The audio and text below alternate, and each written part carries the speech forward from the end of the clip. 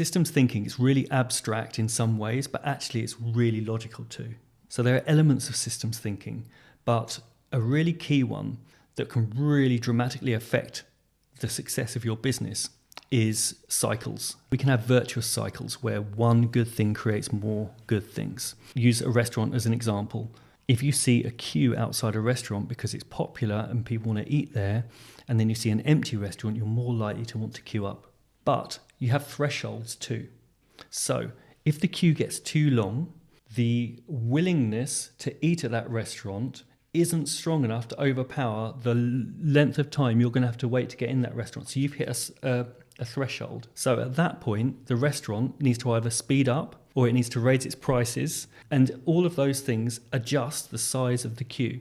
So you can get just the right size of queue to attract businesses. We can apply that thinking to every element of our business. In negative cycles, look at the restaurant across the street, empty.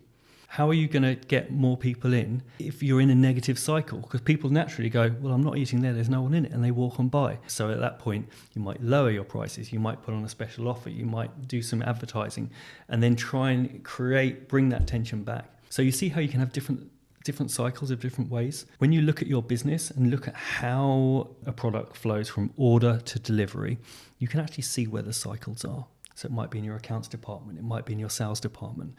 It might be that someone's doing something that slows someone else down, which means that they can't do that thing anymore. Theory of constraints is a really good way of getting into systems thinking. Look for the bottlenecks and work there to alleviate that bottleneck, then find the next one, and so on. It's a fascinating thing because there are levels, and one thing that's way over there might be affecting something here and it's not immediately obvious. So you have to actually follow a pathway through your customer journey.